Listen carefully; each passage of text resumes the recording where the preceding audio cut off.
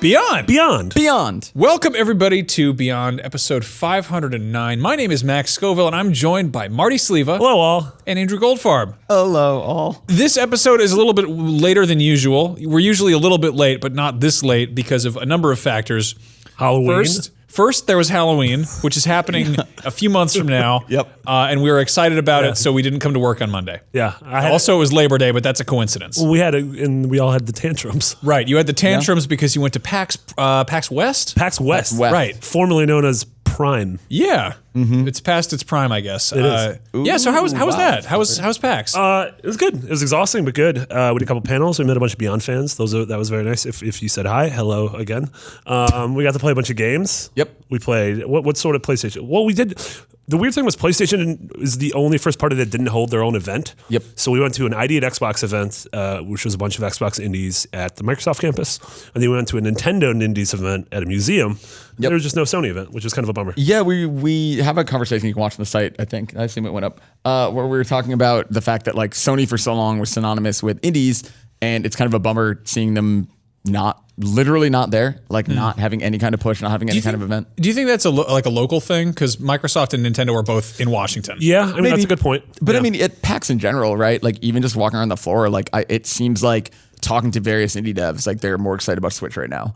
And it's weird because like also seeing a lot of games at the ID at Xbox event, like yeah, a lot of those games are multi-platform. I just don't think we're getting that push that we were getting for a while with like Rime and Rocket League and like all these things that seem to debut on PS4 and do really well. Yeah. Yeah, we'll see how that's. It seems like Sony's sort of turned their giant monolithic eye towards the big AAA stuff, like third-party stuff like Battlefront and Call of Duty and Destiny and Far Cry. And it makes sense because those games are going to move systems. Exactly. It's not like we're not getting PS4 indie games. Oh no, exactly. They're just not. Exactly. Just the spotlight isn't being. And that's what I mean when I say debut on PS4. I'm not even talking about launching. I'm saying they're like revealed on PS4 stage, or like they're like at like E3. There was always a segment on indies. I don't think we're really getting anymore. I just feel like they have, like, I think you nailed it. I think they're moving towards focusing on third parties with exclusive content, you know, and that's where the money is. Like, good for them. Even stuff like Undertale just came out on PS4 and Vita, but it was revealed right before the Sony conference. If you remember, there was like a Sony pre-show, and they sort of just were like,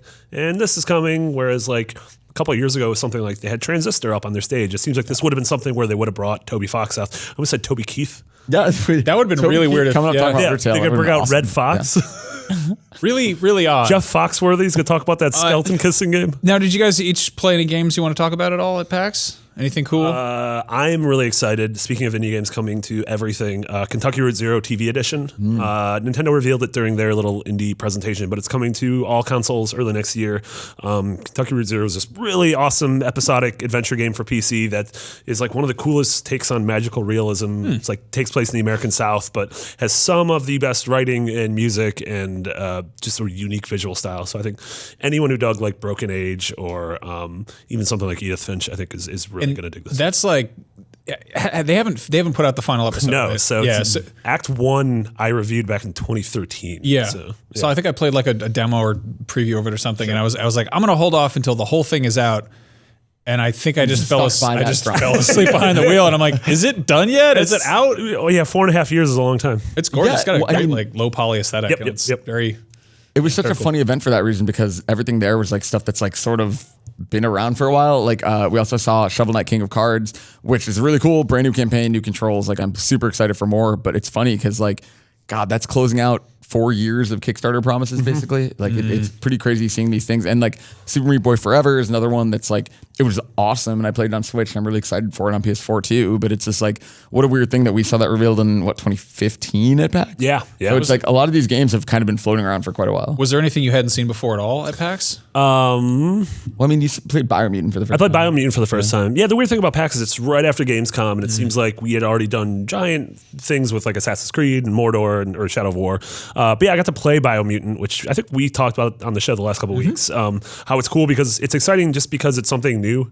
It's a new IP. It's visually distinctive. Yeah, and this is former Just Cause devs making a weird animal RPG action open world. game. Yeah, totally. And it's like sort of it's like Kung Fu meets Journey to the West meets like Fern Gully-ish. Okay. Like it had sort of the way they talked about it. Like, yeah, it's an action RPG where you have melee combat and range combat and elemental attacks, and you're growing your character. But the world seems very much almost like Fable or like a BioWare game where you have dialogue trees and you sort of have you could become good or you could become evil, and you find these sort of tribal leaders and you can befriend them or imprison them. And then ultimately the whole thing is it's like mid-apocalyptic. So there's a tree of life and it's dying and you can choose to try to save it, or you could just be like, it doesn't matter. Let's just see what happens when the world burns around us. Yeah, which seems cool. Huh. And it's like a little like weird Fievel ferret little man. I'm honestly really surprised nothing jumps out because like PAX to me is always about like the indie mega booth and just like a bunch of like strange games I'd never seen before, and maybe that was their first time showing them off. There were a lot of cool stuff like that. We like by virtue of having a smaller amount of people there this year, it was really only me and you from editorial. Like we saw a lot of stuff, but like a lot of our things were appointments for like Microsoft and Xbox. So like I barely even got over to the indie mega booth, and I know there's stuff like Monster Prom and like UFO 50 and all these like cool weird games. And I would love to check out. I heard very good things about Monster Prom. Apparently that is a competitive dating sim. Yeah. So many people came up and was like, Andrew, did you play Monster Prom? Like and several people were like, Andrew, did you play Monster Prom? I was so bummed that my answer had to be no. Yeah. I'll check it out. UFO 50, same thing. I think it's such a cool idea, and I obviously love the pedigree. Did you skip your Monster Prom? I did. Yeah. To read The Dark Tower, and then then I got to interview Stephen King himself. Yeah, I'm bummed I wasn't at PAX. We missed you. Yeah, I don't know why I wasn't there. I don't know if that was my fault or someone else's fault, but I blame someone. It's society's fault. That was a human error. Yeah. It was a height limit, actually. They had they lowered the doorways this year, and for safety reasons. It's a head bumping hazard. Yeah. Can't have that. Now, one big thing that happened this week is reviews are up for Knack 2. And it's good. What? Yeah. The reviews are good. You guys just did like a Let's Play of it, right? Yeah. Which you should go over to our YouTube channel, which is youtube.com/IGNBeyond. We are doing weekly Let's Plays now. I think they're going up every Thursday. A couple days ago, Max, you and Brian did an Everybody's Golf one where you created like a weird little Smurf goblin. So I'm going to be honest, I've been playing Everybody's Golf pretty regularly. Well, I was until we did that Let's Play, and I had like my character down, and it was just me, and it looked exactly like me. I had like the same shoes and everything. And then Brian was like, "Let's mess up your settings. Like, let's make you into this like blueberry gnome, this like horrible little thing that runs around." And now I'm dreading going back in and try to like tweak everything so it looks like I just don't want to do that again. It's a golf game. It's like I'll get better at it, but I'll play online. But like I don't know. I feel what? It's not your golf. It's everybody's golf. Apparently. Keep that in mind. Finally, a golf for me. But I tried to make it my golf. It's not. It's not the game. But yeah, Knack 2 is out in the wild. Positive reviews. Andrew and I did a Let's Play of the opening of the game. We played co-op. We did. I was blue, you were red. Yeah, it kind of looked like Sonic and Knuckles in a weird way. It also, the Let's Play got kind of sexual. Yeah, well what happens when you have this kind of tension? They're like Sam and Diane, am I right? Yeah. Rachel Ross. Honda Mitsubishi. Yeah. The sexual tension between those two cars. So the game about the blocks is good or whatever? Yeah. Yeah, I mean, it feels like if the first Knack very much felt like a launch tech demo-y thing, which we get like most consoles launch with something like this. Like the PS2 launch wasn't great. The PS3 launch wasn't great in terms of lineup. This one feels more like a game, for sure. And I mean, it's like, I feel like I've said that ad nauseum now because that's pretty much been my just absolute shocked reaction to playing this the first time at PSX, and then again when we played it more recently at E3 was like, yeah, it feels more complete. I still think it's missing something. Like it doesn't. I don't think the characters are like super compelling or anything. Like they need one more step to get it to be great. But like it's so much more playable. I think especially if you are doing co-op with like your little brother or your kid or something. How did Knack Knack became this like big thing on the internet? Did it? Like Knack jokes, the best game of all time. Well, like Knack jokes. A lot of people say that. I think that people have become sort of like, I mean, they've identified what a launch title is, and that when something is like they're gonna make it a franchise because you have to, because there is that level of like brand recognition. Sure. I don't think it deserves to be quite as hated as I think it is by some people. Like I think it's a really easy punchline, but I genuinely think it's like a fun little, especially as like a $40 title. I don't think anyone hates it though. I think it's like a post-ironic like meme thing. Yeah, it's like Shrek, like the people who make all the Shrek jokes. I did say it reminded me of a DreamWorks movie, so there we go. Yeah, that makes sense. It's weird to look at this fall because this is straight up like revenge of launch titles. Like we've got Destiny, we've got Wolfenstein, we've got Knack. Yeah, that's funny. It's like everything from 2013 and 14 is coming back. We've got a new Far Cry coming around. Yeah. Like it's weird. It's a funny time for Sony. We were just talking about this, about how like they have a lot of Japanese titles this year. Like we obviously had Gravity Rush at the beginning of the year, and now we're getting like their whole fall lineup. First party is Knack and Everybody's Golf out of Japan Studio, and then GT Sport out of Polyphony. So it's like, they're like, yeah, well, obviously we got Horizon this year too, but I think they're kind of paving the way for a lot of the Western studios next year. Yeah, which we can see at E3 between God of War and Days Gone and Spider-Man and everything. Yeah, we've been saying this for a minute. This is like we're getting the beginning of games actually coming out and getting to that point where we get to play them and it's a fun time and everything. But there's that weird exhaustion where we're like, we've been talking about games, wanting them to come out, and by the time they actually come out, it's like, all right, what else is on the horizon? What's coming around the corner there? And one of those things that's slated for 2018 is Crystal Dynamics is working on an Avengers game, or one of the many Marvel projects that are floating around out there. I think Square has two of them. There's, Square-Enix Montreal is doing one, and then we don't know what the Crystal Dynamics and IDOS, I think, are. Is it IDOS? Yeah, we don't know what the other ones were going to be Guardians of the Galaxy, but this thing had like a proper teaser trailer with all the Avengers weapons and all that stuff. So some job listings popped up for this, which make me kind of worried about it, I guess. These, I mean, again, take these with a grain of salt, but there was a job listing for a lead level designer position. Max hates lead levels. I really don't like lead levels. They're too popular. They're a little pussy. No, it says focusing on level development, specifically referring to a fun and unique online experiences and also the social implications of shared gameplay, as well as various game modes and campaigns. I'm cool with various game modes and campaigns, but the whole like the shared social space. It's Destiny, right? It sounds like Destiny with Avengers. Which I don't make sense to me because I feel like we're at a point where everyone wants their Destiny. Like we got EA's has Anthem on the horizon. We have this. Ubisoft has a Division. Like people very much see like that Activision sort of like struck gold. And even active, like it even sounds like headquarters mode in Call of Duty is trying to get into of shared social spaces, which, I guess just to mention it, we have it here at the end, but PSA Destiny 2 is out. Our review in progress is literally being done live as we speak by Destin Legary. We are not the people to listen to about Destiny 2, so check out Fireteam Chat, check out Destin's review. A dedicated Destiny podcast. Also, this was weird. I want to give a nice plug to this. Destin, who appropriately enough really likes Destiny, which I think is stupid enough on its own, just because I don't know. Isn't your favorite Beatles song Maxwell's Golden Hammer? I hate that song. It's also not a Beatles song. You screwed. Isn't it? Silver Hammer. Maxwell's Golden Hammer? What's that? That's not I don't know what that like is. A Max and the Anyway, Destin was live streaming Destiny, and while he was doing this, he had his leg up, and his knee was in the frame. His Destin's knee was in the Destiny live stream. And I know that sounds like a stupid joke I would make, but it's all on like TVs around IGN, the offices, and we're just like, is that really Destin's knee on the Destiny live stream? This is like a stupid joke. Destin doesn't really make jokes, so like that's not like the kind of thing he would do on purpose. Anyway, this doesn't worry me. This makes sense. Yeah, I don't think it worries me. It's less of a. Like the thing with those games is you can kind of only pick one. Like you're not going to have 500 hours in all of those games. So it's like it's a weird, like it's only a gamble in terms of like you have to be pretty confident that you're going to be able to steal players away from Destiny. But like by virtue of it being an Avengers game, like this thing is going to be meant to be played with multiple people. That's just what it like. Otherwise, you make an Iron Man game. Yeah, you make a game, like the Avengers. It's teamwork. It's all of these individual Marvel movies finally cramming together.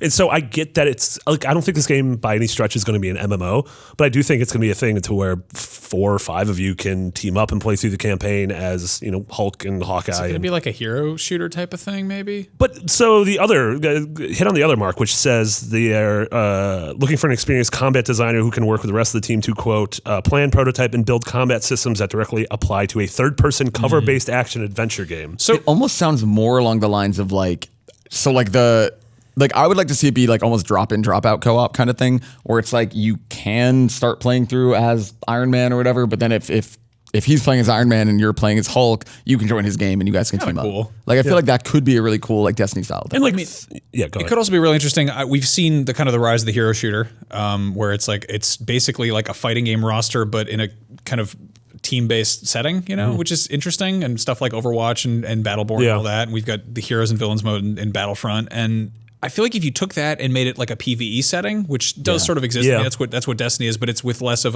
that's more focused on like RPG class systems and building your own character. Maybe that's how you make that work. You know? I mean, I could totally see, since this isn't beholden to the MCU, like it'll clearly draw in characters that you are familiar with from the MCU movies. But I totally think I could see this having action RPG elements to where you're playing as Thor, but the loot you get can be various Thor things from throughout all of comics. So you can get the Thor Ragnarok Thor, you can get the sort of Golden Age, like looking that's what, for. Like what I love what Injustice did, because they managed to stay on the style guide for Injustice, which is style guide's mostly out the window. It's like some zeros in there and like Leatherface or whatever. But like, I don't know. That style guide got weird quick. But they still were like, okay, so here are different versions of Harley Quinn. Like here are different like Joker costumes, and none of them are exactly like you unlock the full movie version. It's more like these are all like nods to different directions. Yeah, and you can mix and match and do that accordingly. So I think that's a cool way to go about it. But yeah, and I could totally see sort of it can be a real time combat, but also have these like special abilities with cooldowns. Almost sort of like a more actiony, open version of like the Marvel Ultimate Alliance or X-Men Legends games. Right.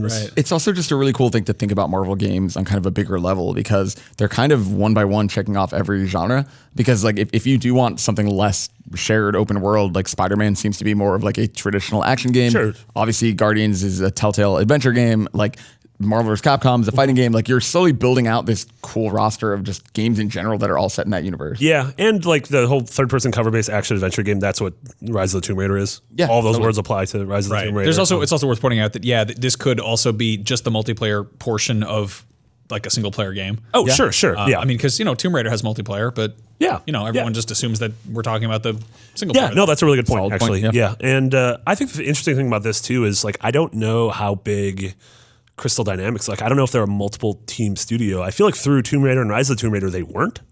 I feel like they had the one core team. And like obviously some people were working on Rise of the Tomb Raider, I'm sure, when Tomb Raider 1 was being worked on, but we don't know. Like there's been the rumors of Shadow of the Tomb Raider, which hasn't officially been announced, but what everyone assumes is the third Tomb Raider game, but that might be IDOS. All of the rumors that's IDOS, yeah. So it's like Crystal I do think is one team, or at least whatever, focuses on one major project, but like the more confusing thing to me is like if IDOS is like, because Deus Ex is kind of done at this point, so I'm more interested in like what's going on up in Montreal. Like I feel like that's if they're actually working on this and Shadow of the Tomb Raider and a Guardians game, that's a little confusing. Or maybe this is entirely Crystal. So I'm just obviously they're not going to answer that question anytime soon. But I'm really curious to see who's working on what. Where's Gex? Exactly. What's Gex up? Where's he? Where that man hasn't entered? Ryan J. Nims from our Facebook group, which is facebook.com/group/podcastbeyond, if you want to go join that.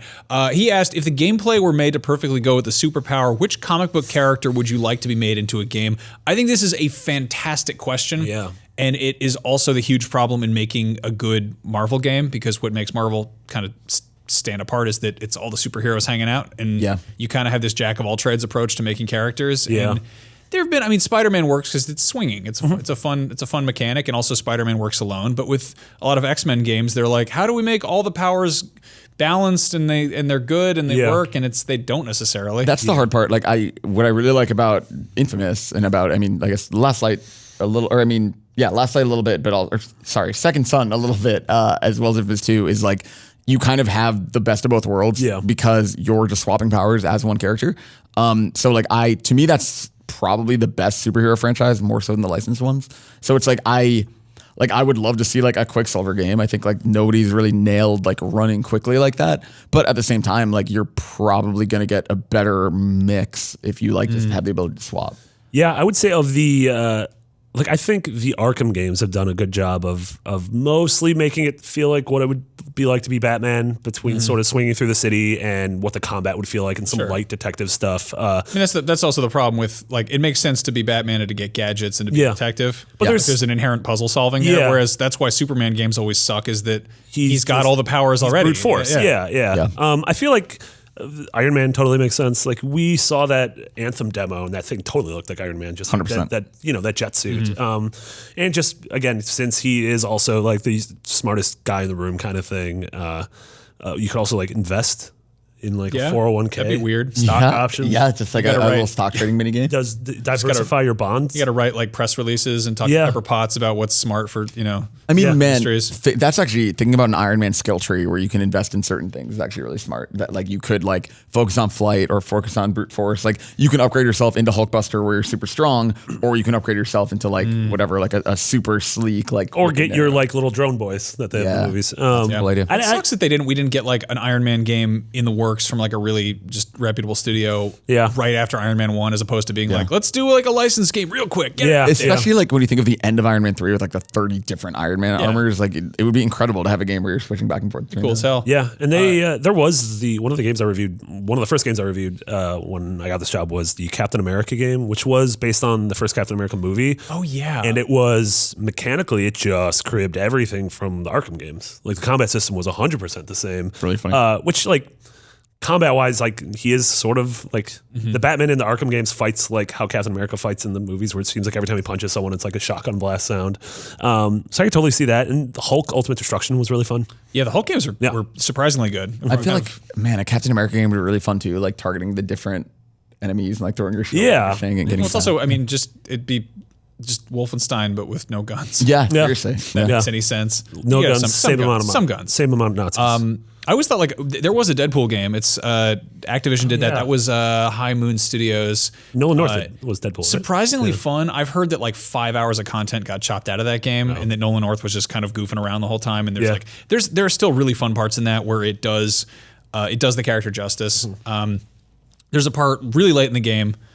I don't even know if it counts as a spoiler. I think we're far enough. Yeah, he doesn't break. He sort of breaks the fourth wall. He's always breaking the fourth wall because he's a video game character and he's just Deadpool. Yeah, cracking jokes left and right. But there's a part where a cutscene ends, and I think like it does that thing where the camera moves in and it goes back to like in-game engine whatever, and then Deadpool's walking and you're like, the camera stays behind and he turns around. And he's like, "Are you coming or not?"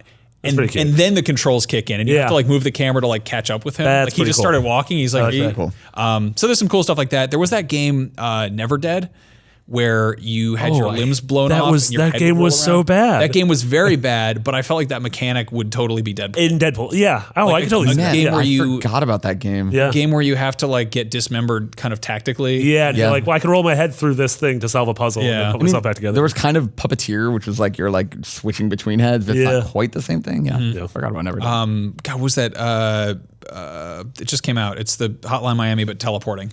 Mr. Shifty. Mr. Shifty is totally like a Nightcrawler game. Yeah. Again, I think the problem is also with a lot of Marvel characters is they, aside from a handful of solo ones, like they mostly are part of teams or they interact with each other. And they sort of have one very specific mechanic. Yeah. Like you said, Mr. Shifty, which is a very simple game. You're like, oh, that's the Nightcrawler game because that's what Nightcrawler does. I love Nightcrawler, but I don't think he could carry his own game. No. Yeah. Did you ever play the X-Men game for Sega Genesis? Oh, hell yeah. It was just a very hard game. It's a very hard game. I played that with lots of cheats on an emulator. But yeah.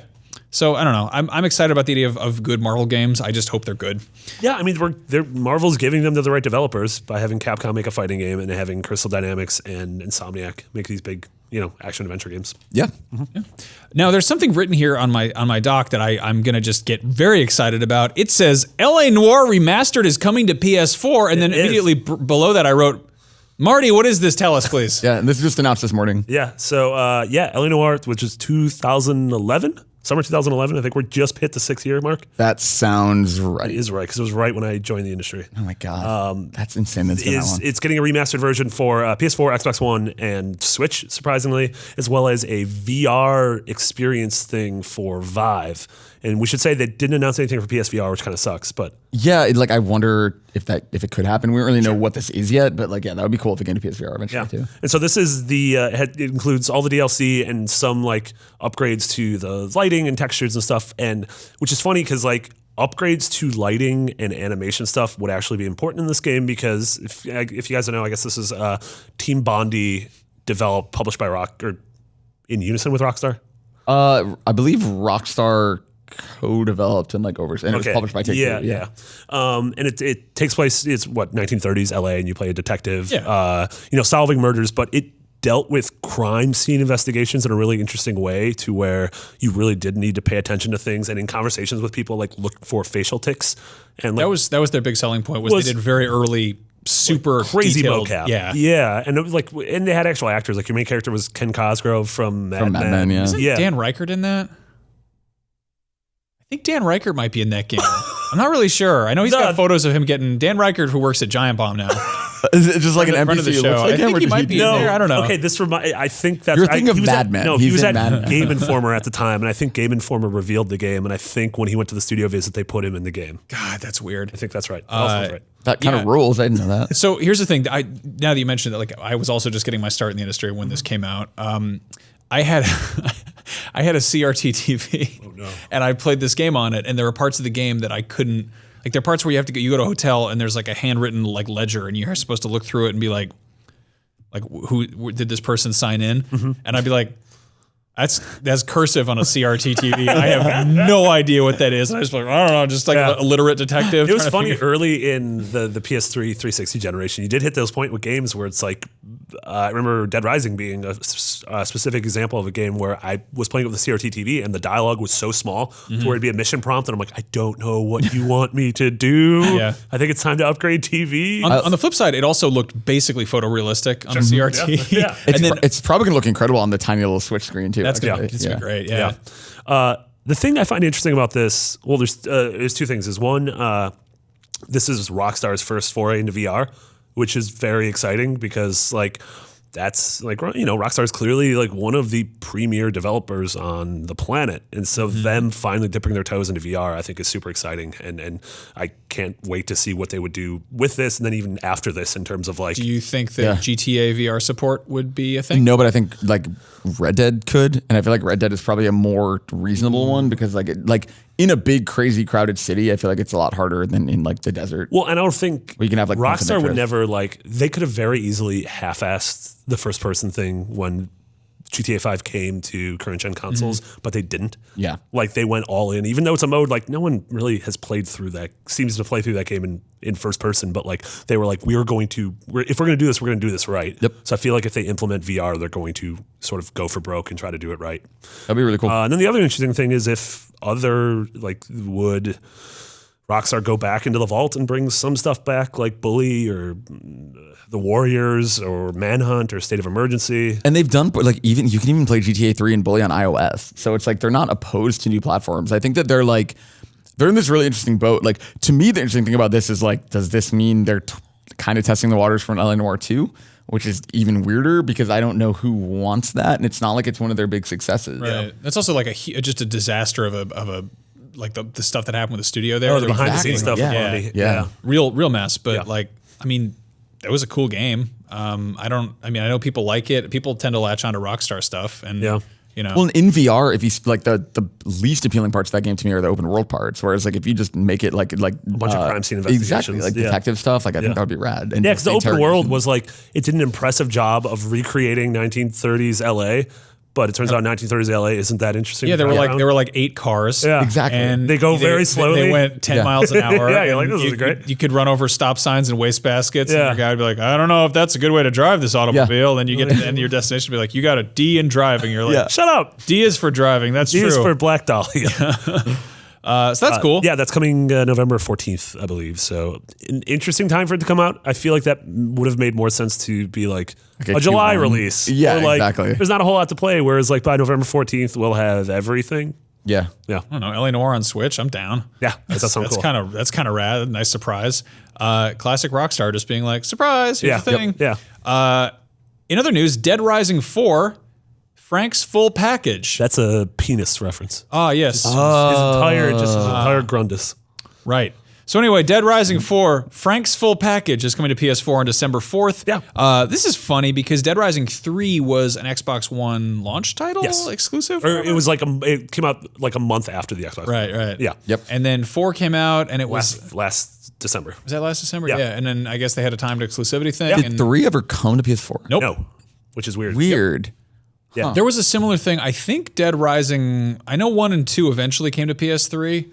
Yeah, but there was one of those was I think just on 360 initially. Yeah. And it was like there's kind of this odd. It launched on 360. Yeah, I think the first one did. And then there's Something was there's a Lost Land. weird bad Wii version too. Yeah, chop yeah. drop Yeah, or whatever. yeah. Where there's like 8 zombies. Yeah, yeah. They all go like 10 miles an hour. This is cool though. I really liked this game last fall, and it's also like it feels like a Shane Blackie in terms of Shane Black's the guy who directed Kiss Kiss Bang Bang and Lethal Weapon. Lethal Weapon, Long Kiss Goodnight. Yeah, Iron Man 3, where yep. it takes place. He hates Christmas in Los Angeles. And this takes place during Christmas, and so it's like, you know, everything's decked out, everything's sort of Christmas themed. The mall is Christmas themed. Frank's back. I think it's really cool, and it's also like this is such a big, dumb, fun, mindless game. And I don't think, like, of all the stuff coming out this fall, which is a ton of stuff, there's nothing really quite like this. Like, I feel like something like the big open world games like Mordor and Assassin's Creed definitely require a lot of thought. Yeah. Whereas this, you could sort of just play and zone out and mow down a ton of zombies. I feel like I might fall in love with this game. Honestly, and they're including a ton of DLC and including a ton of like costumes and weapons of other Capcom characters. So like they're throwing in all this like Mega Man stuff and Street Fighter stuff. I love when they do that. That was like my addiction in the first Dead Rising was like finding the Mega Buster and all that stuff. That was like that's the whole big appeal is that it's got that weird goofy level to it. And I feel like with Dead Rising 3, and everyone I think echoed this when they revealed it, was it looked like it took itself too seriously. It did, yeah. It was like all like, you know, drab earth tones and Whereas this one like, has Christmas lights. And one of the big things is like the main sort of major weapon you get is just like a mech suit. So you just like get into like just a power suit. And all right. Yeah.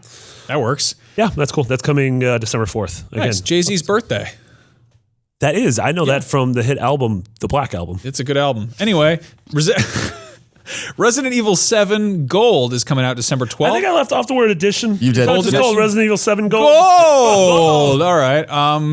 That's cool. So this is the Game of the Year edition, basically. Yeah, exactly. We called this one a mile away because it dropped in what friggin' January or something. Yeah, seriously. It's really smart for them to remind people like, hey, don't forget about us. But it's not just the fact that they're compiling everything together, but it's the fact that we're finally getting the last 2 pieces of DLC, which we talked about a long time ago. One is called The End of Zoe, which is just Zoe is one of the main characters of the game, and one is called Not a Hero, where you play as a character that appears in the game. I won't say who it is because that would be a spoiler. It's really cool that they're doing that. Yeah, and it's also like Resident Evil 7 was really good, and it's one of those things where it had the unfortunate timing of coming out, being really good, and then a couple weeks later, Horizon and Zelda and Persona came out, and they were really, really good. Yeah, this should. I mean, I still need to play it, but I'm a big wiener. Yeah, you put that space helmet on and get real scared inside I'm of it. gonna check. Yeah, also that's another thing that's really smart is that if anyone gets a PSVR for Christmas and they're like, "What's good for PSVR?" and it's like, "Ding, ding, ding! This entire game you can play and have just your entire pants filled with pee and poop because it's spooky." Both of them? Yeah, both of them at the same time, real bad. The big two back home. The Dirty 30. I don't know what that means. Is that a bus line? Probably. This reminded me of the Dirty 8. This game should totally be on Game of the Year like discussions, and it sucks when like because of this weird like we don't really have an Oscar season for games, and we don't really have like a we did, but not anymore. Yeah, I mean you could argue that the summer blockbuster stuff is the fall releases that come around November, October, but I feel like traditionally it was fall games that tended to get the Game of the Year nods, whereas this year totally seems like it's Q1 games. And it's Q1 games that were meant to be the year before and got delayed, basically. Yeah, like, which for the most part, it's like things that come later. Yeah. I think this is cool. I think the game was sort of a victim of its first 2/3 or so is incredible. Like I would have scored it somewhere in the 9s, and then the last third is just a slog. And so that totally like leaves sort of a sour taste in your mouth. But the game's short. Like you can get in and out in like 6 or 7 hours, which I really like. Nice. This isn't about Resident Evil anymore. Resident Evil talk is done. I got to play. One thing I forgot. I got to play at PAX was Wolfenstein. Oh yeah, Nice. And it's the same. It was the same demo that we've seen since E3. Did you guys get a chance to play it then? They gave me a milkshake though. They wanted to get. They made a Nazi diner, and they were like, they had like, Fraulein. So they tried to do the same thing, but I played the game at like 10 in the morning. It's like 10:30. Like, do you want a strawberry milkshake? And I'm like, no. Yeah, not a great time for I want coffee. Yeah. But no, I am so incredibly excited for that game. Like the first one was a sleeper hit, and that whole thing was that the first hour of the first one is not a good video game, and then it really becomes an badly. incredible game. Yep. The level you play of this is like, it's BJ waking up from a coma after several months, and he's in a wheelchair, and he's just feeble. And he like really can't take care of himself, and he's like a drag in combat, and you're wheeling around this submarine, and he's like being like, what am I doing? And the Nazis who capture him are like, this is your war hero. This is the Terror Blaskovich. Is this guy who like you look down and you have a catheter in this man who can't even go to the bathroom himself is your savior. And so it's just playing through the level. It was like really smartly designed level. The character moments were really good. And I think this, I don't know, I think this has the potential to be one of those games where Game of the Year is coming around and we're like, can we live in a world where Wolfenstein wins Game of the Year or is at least talked about?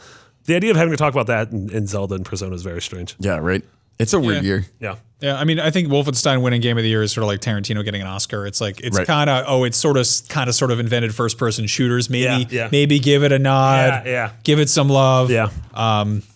Also about killing Nazis. It's got nice boys from Poland making machine gun games. I mean, the first one I think is a perfect example of biting off the right amount to chew. Like it really didn't overextend itself. It didn't try too hard in the wrong ways. Like it is a like competence the wrong word. It is a very just to the point first person shooter with some good tongue in cheek stuff and some fun mechanics, but they don't like they give you this gun that cuts through walls and you use it for some stuff, but it's not like tedious. Yeah, it almost feels like Moonraker stuff. Yeah, like early Bond. And it's like I really like that because I think coming off like Prey, it's like a cool thing for Bethesda, like messing with technology in like totally different ways. I think like Dishonored and Prey and Wolfenstein are this really smart, like they obviously have nothing to do with each other, but it puts Bethesda in this cool space where they have all this like weird tech that feels distinct to each franchise. It also, this Wolfenstein 2 especially, this demo reminded me a little bit of Metal Gear. Not in gameplay, but in Kojima being super weird and throwing things at you didn't expect. Like the fact that the whole demo you're in a wheelchair. I'm like, oh, well, they've sort of done that before in Metal Gear. The fact that like the main Nazi woman has this daughter that she like fat shames and is like, there's these cutscenes where she's like fat shaming her and wanting her to execute people when the Nazi daughter is clearly like not a bad guy. That feels very Metal Gear. One of your allies is this like older woman who appears in battle in this like suit of armor that like almost starts at her boots and then builds up layer by layer. And she's pretty much like Cyborg Ninja. Yeah, she showed up in the first one. Yeah. And so I'm like, this kind of feels like Metal Gear in terms of just like, go for broke. Yeah, I mean, it sounds like weird reconstructionist alternate history with robots involved. That definitely sounds like Metal Gear. Yeah. We never got a Metal Gear in World War II, so I don't know. That's rad. I'm very excited for that game. I've been like I've been cool off of previews, except for go watch Gav Murphy's Wolfenstein preview. It's floating around on IGN somewhere. I think he just calls it like killing Nazis in Wolfenstein or something. Yeah, like Google that. He's basically just like, hey everybody, sorry I don't really know much about Wolfenstein, but here we are. Then he's just like killing it. It's just a funny good killing montage. It's a goofy little let's play. And he ends it with, if you want, you can search elsewhere on IGN for a preview by someone who's actually good at their job. Yeah.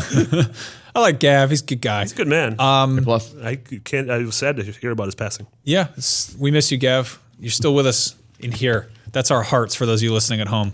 Anyway, Destiny 2 PSA. Go listen to Fireteam Chat. Follow Destin for Destiny stuff. Yeah, that leads me to my first question from Rapid Fire, which is the section of the show when we answer your questions, dear listeners. Me? No, not you. Oh, if you were, could ask one. If you were listening to the audio version of this, Max pointed at the camera. Not so you Goldie. should go to our YouTube channel, youtube.com/IGNBeyond, and subscribe, and then you too can be pointed at by Max. Find out what we look like on the computer. Anyway, Clyde Reeves Nowuski says, what are the odds of the Beyond crew playing Destiny 2? It's getting really good reviews. People really seem to like it. It's officially a thing. It is currently being downloaded on my PS4 at home, so the odds for me playing are high. It's daunting. Like I played about 6 hours of Destiny 1 late for like Game of the Year consideration, and then just never went back. It was one of those like I had one weekend where I was like, oh, I can see myself, and I just didn't. And so with Destiny 2, it's like there's so much that I still haven't caught up on this year. I'm not going to start it now, which means I have such a small chance of coming back to it later. It's not because I don't like the game or anything, but because it is like the kind of thing that like if you miss this first like week, it is so hard to catch up with people.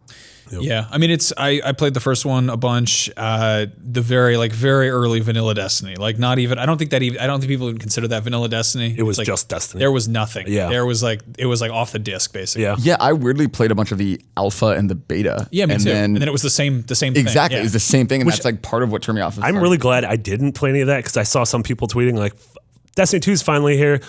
Excited to play through that beginning the 10th time. Yeah, exactly. Which is how we felt sort of by the time Final Fantasy 15 came out. Oh my like we had God, played through that opening section so many times. Yep. But yeah, I haven't touched it yet. I'm excited from what everyone says. Like I was talking to Sean Finnegan, who's a big Destiny fan. And he was saying that the story is immediately like 10 times more interesting than anything that was in original Destiny, which is cool to me. And I've always thought the raids were some of the most interesting things in concept, hearing people talk about how they're these like puzzles that you have to solve. So in a perfect world, I'm going to get that far. In the real world, I probably won't. Yeah, I don't know. It's the lore kind of turns me off. Like, Yeah. I remember I was collecting like Grimoire cards and reading them, and like going into Destiny, I was really excited for that game. Like I thought it looked amazing. It looked like Mobius space fantasy. It looked like Jack Kirby drawing Warhammer fantasy. Yeah, It's like got so much cool stuff in there, but then they just love those words. Like they have this like Bungie thesaurus where it's like the Covenant and the I don't know, that's the first one that came to mind. But there's just always these like specific words that just sound like epic. I'm like, okay. That's the interesting thing about, like, I know this is a PlayStation podcast, but I'm a huge Halo fan, and I love the Halo games and the stories the Halo games tell, but I've never been like, I'm totally fine to take all the games at a surface level and not read like Fall of Reach and sort of all of that stuff. That was where they kind of started to lose me too, because they're leaning harder and harder into that in game. Like Halo 4 is like the architect or librarian or whatever the hell it's called. Yeah. But I'm excited. So I don't know. Maybe if Destiny 2 falls in my lap, I'll check it out. But Yeah, I really do want What if to. Destiny's knee falls into your lap? then I will call the police. That might be like, I don't know, maybe over Christmas break, if I happen to be perfectly in the mood, I can see myself pouring much time into it, but it's not like, I don't think I'll start it anytime soon. I just don't know. Like, I don't know anything about this game, and so I'm going to go home tonight. I'm probably going to go to a bar first, and I'm going to get home drunk and be like, what character do I choose? Don't do that. I did that with Mass Effect 2. I looked like Channing Tatum when I woke up, and I had no idea what was going on in that game. I don't know why I did that. It was very bad. I mean, Master Chief kind of looks like, or not Master Chief, Commander Shepard, like default Shep kind of looks like Channing Master Tatum. Chief kind of looks like Channing Tatum too, though. You don't know what he looks like under that. He's probably pasty. He probably looks like a Weasley. Yeah. Like a 7-foot tall Weasley wearing Mjolnir armor. All right. Anyway, Jalen Matthews says, what comic book / game character would you just like to grab a drink with and talk with for a day? Geralt of Rivia. Yeah, right. Dude, they put up the best video for the 10th anniversary of the Witcher games. Yeah. And it's like, it just warmed my heart. It was so sweet because it's just like, it's Geralt and he's at his vineyard that you get in Blood and Wine, and he's just sort of narrating, and he's addressing the viewer. And it's just this really cool little kind of cutscene they threw together as like a celebration thing, and it was like thanking you, the viewer, the person who played the games. And Geralt's like, I don't know where I'd be without you. And then everyone just gathers around for this like stupid like Christmas photo, and the horse walks in, and it's all like, and you're like, it's Dandelion, it's all my friends. I love you guys from the game where you're the guy who hides the monsters. But no, like I love Geralt as a character. I think he's one of those just rare characters who manages to be like, very, very human, very like relatable, but also like a total badass when you need to like kill a monster or whatever. Yeah. I'd drink with Sully. I want to hear some of Sully's stories. Sully'd be great. Sully would be a great drink. I want to drink with the dude from Bloodborne, just like the player character, just to have him be like, oh my God. Like he's just like downing whiskey. Yeah. He's like, I like the fact he like sits down, he looks super badass. He takes his hood off. He's like, I've seen so much. It's terrible. No, I feel like he'd take off his mask. First of all, he'd be ordering some drink that like you're like, really? You want that? He'd be like literal motor oil. Yeah, like make me. I'll have your cheapest gin with a dusting of plum syrup, and you're like, "What's wrong with you?" And he's like, "I've seen things." Also, that horse made out of mops stole all the good brandy. So much blood, and then I found out where the blood came from. My initial answer was going to be. I was going to name some of the girls from Persona 5, and then I realized like they're all like high school juniors. That's on brand, I guess. That's not on brand. I don't drink with high school juniors. Also, Kiryu Kazuma. I finished Yakuza 0. I love that game. I love that series. Like him and just Goro Majima. I don't know. Like I love when there's just video game characters that you're like, you guys are like my buds. Oh, right. Less creepy. Vincent from Catherine. Yeah, he's like a Persona character, but of age. Yeah. And Catherine with a C, because I like her. I don't like Catherine with a K, though. Well, yeah. She just wants a bunch of babies like a weirdo. I don't like get anyone pregnant. Practice safe sex. I wouldn't drink with Snake. with Big Boss. No, he's 100% no. too crazy. He'd like go in the bathroom and come out. He'd be like, oh, my friends are dead. And he'd like put like a urinal cake on his face. He'd be like, what's wrong with you, man? Yeah, I wouldn't want to drink with Otacon either because he'd like piss himself and be like, "Here's my monkey." I'm like, I don't want to. He'd be like, "I'll have 2 Zimas," and he'd like pass out. You're like, dude, come on. Otacon, that is bad bar etiquette. It'd be like a super packed bar and he'd order like something really complicated. It's like, damn it, Otacon. Yeah, totally. Ocelot would be cool though. He'd be all right. Yeah, until like he starts making the Ocelot noise and you're like, dude, what are you doing? And he'd be like, meow. And you're like, you're a weirdo. Yeah, I don't know. I like his mustache. Funny. Anyway. Let's see. Elliot Lockwood asks, game you spent all of 3 seconds with and quit. Short answer for me is Farpoint VR, just because it was like, hey, what if dog-sized spiders were jumping at your face in VR? And I'm like, yeah, I'm good. Man, I hate that this is my answer because it's not because I don't like the game, obviously, but Horizon. Because it came in and then I got Persona for review and then Zelda and then they rested a year having You'd already played Persona 1.5 times at that point. You just didn't know what they were saying. Yeah, what a great review that would have been. It's really confusing that you don't understand the language. Weirdly, I played the first, this isn't 3 seconds, but I played the first hour of Witcher 3. And like, I feel like I just need to play that game until I get hooked. Dude, the opening area, I was terrified because I'd been so excited for that game. And the first kind of like little part they start you out in is, it's baby steps, it's training wheels. Yeah. And then once you get out of there, it's like there's actually stuff to do and it's interesting. Mm-hmm. But that first, I had this momentary just like I was scared. I was scared that the whole game was going to be like that. And I was like, this is going to suck. Yeah. It's hard. Like intros are hard because I think there are a lot of games that I play for a little bit and I leave for a long time and I come back and fall in love with them. I'm like, why didn't I get into this faster? And it's just because like, it's hard to get hooked. I mean, most of my answers to a question like this aren't because I didn't like the game though. Like my other one would be Nex Machina, which I started playing and really liked, but like, I'm not going to like, when am I going to find time to do that? Yeah. Yeah, I don't know. Games are a weird way to spend your time. Sometimes you just like, is this worth the rest of my time? Like I don't know. Horizon is a fantastic game. Like I recognize that top to bottom, and there's just something in there that doesn't work for me. Yeah. And I'm like, you have all the systems here, but I don't want this right now. Yeah. You know? It's also tough. Like there's so much good media in all mediums out there right now that sometimes I sit down and I'm like, do I want something that's going to push back at me? Or do I want to watch any of the 1,000 incredible TV shows on right now or catch up on movies? That's the hard thing. Like I'm caught up with more TV shows than I've ever been, but it's hurt my time playing games. It's Horizon when you're caught up on Gotham. Yeah. Exactly. At the same time, there are times when I want to watch a movie or something or like a show and I can't focus on it. Sure. And games are great because they have that constant like carrot in front of the horse. They're always just like, hey, you got to go to this blinking pink dot, go to this thing, follow this noise. Did I say the name of the wrong Housemarque game? I meant Nex Machina, right? You said Nex Machina. There's Nex Machina, and then the other one was Matterfall. My brain is still very broken. I'm still It's okay. recovering That's why from you're events. here. Hit me.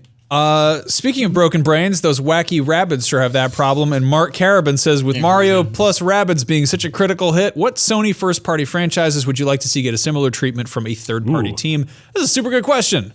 Like how similar you're talking, like Uncharted plus Rabbids and like God of War plus Rabbids. Maybe that's a little bit just kind of off the mark. But I think even just trusting another studio, it doesn't have to be like a hybrid crossover, but just trusting another studio. I'd like Naughty Dog to give Jak and Daxter to someone for something. Especially, I like Jak and Daxter 1 so much. 2 and 3 less so because they got sort of gritty and they fell under the influence of GTA during that generation. And I really like Jak X. Like I don't. Yeah.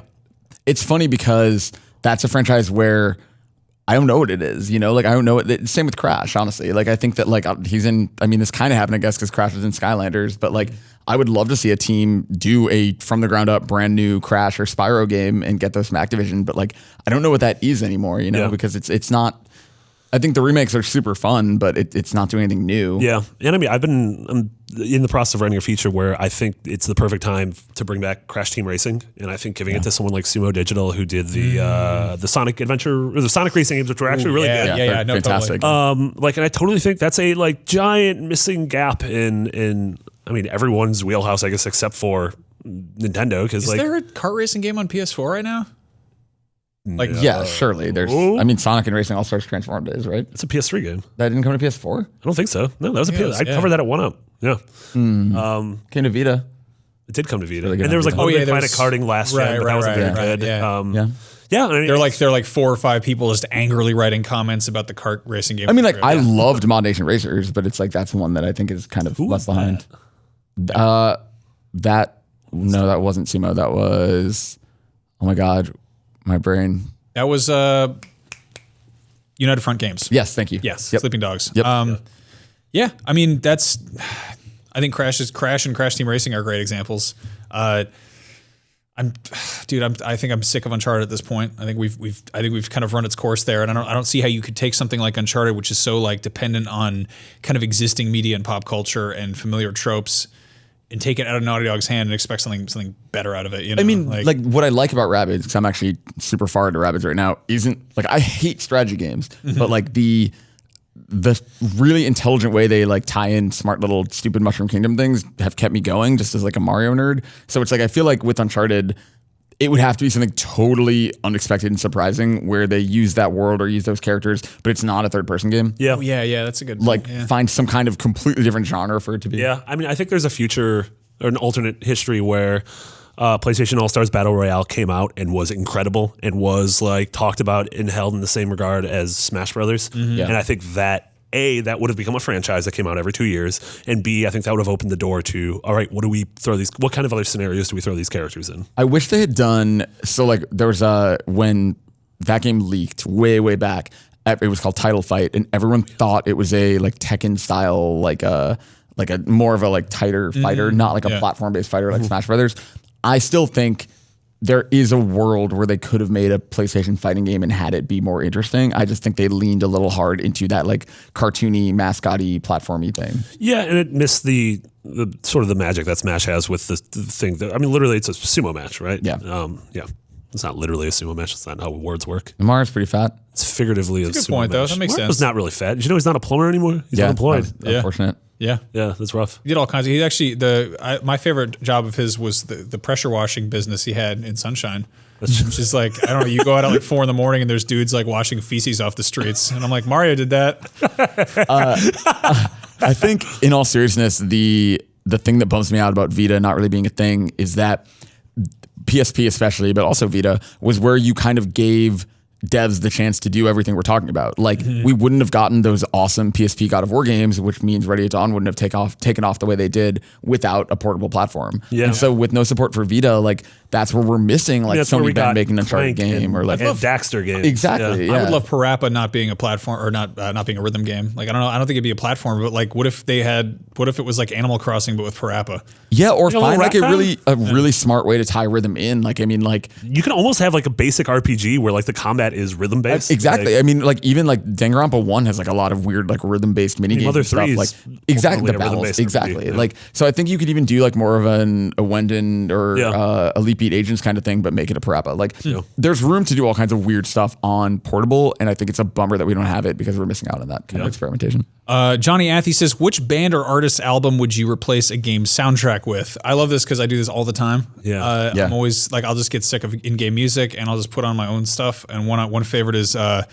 Esquivel's Songs from Other Worlds, I think. It's like this weird like space sounding like jazz from the 60s, and it's like super funky and it totally out of place in basically every video game. Yeah. I think aside from like jazz punk or something, but like, I'll put it on like in Yakuza, which kind of fits, but in like in The Witcher, like I don't know, like I'd be in the middle of like a sort of sexy time scene, and like Jen would come out, she'd be like, "So did they like intentionally add the porn music, or did you do that?" I did that. And I was like, "Sorry." She's like, "You got weird problems with your games." I like Radiohead's Kid A. It's like a weird album that sounds like space depression, like weird intergalactic depression. And so I'd put that in a game like Shinobi. That was the first game name I could think of. It's weird because like if I'm playing a really grindy game or like something that's like monotonous or anything, I'll put on a podcast or put on music. But like I'm actually pretty strict about like wanting to listen to the music of a game. Like I really like in-game music. Yeah, I mean, there's a lot of games with phenomenal scores, but then there's also a certain point where I'm like, I don't need to. No, I mean, I agree with that. Like, I don't know, it's weird because like I had to stop when I used to play Katamari. Like I had to be like, I can't listen to any more of this music or I'm going to go insane. But like everything I listen to is like weird pop punk and it's like totally not going to fit in any game I play. I don't know. I'll put on like just random like new wave or something when I'm playing Battlefield 1 and I'm like, well, this is offensive. kind of cool. I don't know. Cause it's like that constant like, Team Butter has taken the apples or whatever the announcer's saying. And there's like this, orchestral swell coming up and then there's this dude screaming and blood flying around. Or there's this dude screaming and blood flying around the woman talking about apples and butter. But like, I don't know. And then I'll throw in like New Order or something. Yeah. There's a Devo over it. The upcoming Taylor Swift album comes out the same week as Call of Duty World War II. So there's a possibility I'm going to pair the two of those. I said there's a possibility. Welp, that's very bad. Yeah, shake off those boots on. Not the like ground. me putting like I don't know Bruno Mars over World War I. Alexander Leakey says, "What's your weirdest event story? Example: PAX, E3, Gamescom, etc." I put this one in here because I have one. Weirdest? Figured as much. I mean, like there's so many Gamescom ones. The first year I went to Gamescom, we were on the public floor. And I went to the bathroom, and there were not one but two just completely naked men just changing in like the middle of the front of the, not even in a stall or anything. Like that's not great. And like stuff like that happens. Like that's definitely weird. There's just like there's a lot less like shame in Europe in general. Like no, I feel like that's a Goldfarb problem. No. I mean, so Altano and I went into a clothing store in Cologne, and he was like gonna try on a shirt, and he was like, "Hey, is there a place where I can try this on?" And the guy was like, "Oh, you Americans are so afraid to be naked in front of other people," and like brought him to a changing room. But it's like you have a changing room. We're in public. What was Zach's Aloe story? Oh yeah, he didn't put the do not disturb thing on his hotel room, and he didn't lock like the deadbolt. So he would just get out of the shower and like a guy would be like, "Hello," and like coming to clean the room and just see him naked. Like, but it happened to him multiple times. I'm like, at that point, he was looking forward to it. Yeah. Exactly. When at E3 a couple of years ago, we were staying at this hotel called the Fig. Oh yeah, Figueroa. Oh yeah. Here's that story. That's where we recorded our very. Hold on. Everybody, listen up. It's a good one. That was, if you listened to that episode of that Drunk Beyond, that was like 4 hours long. We recorded at that hotel. But for some reason, they have actual physical keys, which is the only hotel I've ever been to. Well, now they don't. Actual physical keys. I don't know. They just got remodeled. Now they fancy. So we got there. We had worked all day. I went to check in, was very tired. The person at the front desk was just like mean to me, and I'm like checking in, and so she gave me the key. I walked upstairs and I physically put the key to the room and opened the door, and I went in and I'm like, oh, the TV's on, that's weird. And then I took another step and I was like, oh, I hear people, that's weird. And I turned the corner and there was just a couple having sex on the bed, and I stood I froze for a second. Like I would imagine like if someone pulled a gun on me, my immediate response is to freeze for a second and sort of think about what I'm doing. And then the girl saw me, screamed, and my only reaction was to hold up my key and back away saying, I have a key, which is also not great to say to people. Yeah, I feel like you probably would better off with just, I'm sure that's probably what it sounded like. Yep. And so I backed out, went downstairs, and this snooty lady, I was like, hey, I walked into my room and there was a couple having sex in there, and she huffed and then just gave me a different key for a different room. And I'm like, you're lucky nothing phases me because that wasn't great. No, I've seen you get phased. It's pretty funny. You do this thing where you get like a little bit, you get like kind of magic flute voice a little bit. And you're just like, just like a little bit up there. What magic flute like voice? That one right there. Oh, okay. Yeah, kind of like that. Yeah. He phased you. Yeah. You got phased. I'm trying to think of any weird good ones. I don't know. I mean, events in and of themselves are kind of weird. Like you're like out of your element for like, we're working these like completely insane, like 15, 16 hour days and then getting super drunk and getting 3 hours of sleep and doing it again. And so it's like by like the fourth day, everything's a weird story because none of us know where we are. Also, fun fact, I didn't grow up playing video games because I'm socially adept. Yeah. I am terrified of talking to strangers, and somehow that's part of my job description. So oops. Every once in a while there'll be like an event or a party where it's like, we had a PAX party a couple of years ago for Lara Croft Go. And there was just a bunch of a bunch of snakes and a bunch of poutine. I just remember being like, what? Why is this happening? I have like probably 60 photographs of me with snakes from that party. Yep. They're great. It was a good snake party. Yeah, so those are our weird stories about snakes and nudity and all kinds of stuff. And this was another fine episode of Beyond. Head over to our YouTube channel, please check it out. Check out those funny Let's Plays. We're trying to do more of those and actually play games. I realize it's weird to listen to 3 people talking about playing video games and wanting to play video games and the time they remembered playing games. But you can actually watch us play the games, and that's very exciting. So that's youtube.com/IGNBeyond. Go, please subscribe, leave a comment, say hello, whatever. Yeah. And you can find us all on Twitter. I'm Max Scoville, Marty's McBiggity, and Goldie is Garfep. Still don't know what's up with that. Someday you will. Garfep. Good. What was the good? Great. Perfarg. No, it's bad, right? No, it's not that bad. There's the Greg one's bad. Yeah, there's a real thing for it too. Yeah. The end.